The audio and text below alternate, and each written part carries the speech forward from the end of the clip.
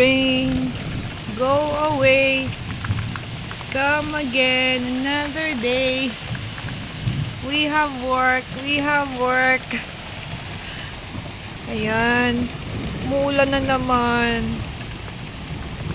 Ayan. At kumukulog pa. Akala ko talaga hindi umuulan dito sa Canada. Akala ko snow lang. Na-scam ako ng ulan. Ayan. Noong unang panahon, ayan, noong unang panahon daw. Kukwento ng lola nyo. Noong mga una-una, gusto ko yung ulan. Gusto ko yung ulan kasi parang masarap nasa bahay lang. Alam mo yun, nagbabalot sa kumot. Kumakain ng lugaw na may itlog o kahit noodles lang yung lagay. Tapos maglalaro kami sa ulan, naliligo sa ulan kahit sobrang lamig talaga, pero parang balewala yun. Tapos ano pa bang ginagawa namin nun? Ayun, minsan hinaharangan namin yung tubig na parang mahaharangan namin. Nasaan ba kami nun? Nasa kanal yata kami nun. Hindi, sa sahod muna kami. Tapos yung sa kalye, pag malaki yung tubig, uupo kami, minsan dadapa pa. Haharangan namin yung tubig na parang ang pwede naming harangan, o diba? Ang saya. Tapos nung medyo tumanda na, marami nang nangyari sa buhay. One time, pag umuulan yan, umiiyak din ako. Sabi ko, bakit ako umiiyak kasabay ng ulan? Kasi madami kang parang manlungkot na ganyan, especially pagka ayan, sumasabay pa yung kulog. Kapag malayo ka sa pamilya mo at marami kang may dinadaanan ka, mga ganon, parang ang lungkot. Tapos yan medyo madilim ganyan. So parang napakadali lang na malungkot talaga. And yun nga, that time parang pa yun, wala akong work noon. Ga-apply pa lang ako noon. Then tapos yan, pag natanggap na ako sa work, kahit umulan, sobrang thank you Lord.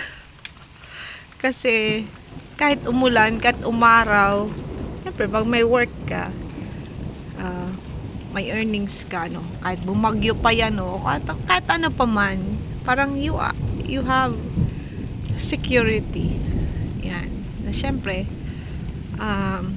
hindi lang para sa sarili, tigit para sa mga anak, sa pamilya, sa lahat ng parang secured ka. Then, ganun ulit. Ayan. So, dito sa Canada, nag-journey tayo.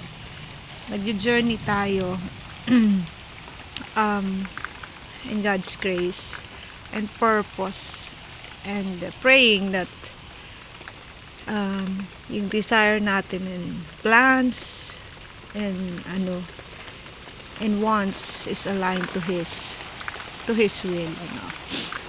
So hindi ko maintindihan yung feeling ko ngayon na umuulan ulit, na kumukulog, malayo ako sa pamilya ko. Yes, napakadali lang i-entertain ng lungkot, napakadali lang umiyak and have everything na bibigay sa'yo ng negative emotions. But the Lord is so good. And sabi niya nga is Do not be anxious on anything, but in prayer and supplication with thanksgiving, present your request, intentions to God, your petitions, and the God of peace will give you, and the peace of God will transcend all, and beyond we can explain. So hindi ko man siya sobrang kabisado, I know in my heart that nothing is impossible to the Lord, and He is the only one who can give us the peace in everything that we are looking for, that we are wanting. And God bless mga kapatid, and just keep our faith to the Lord. Ingatan po tayo ng Panginoon.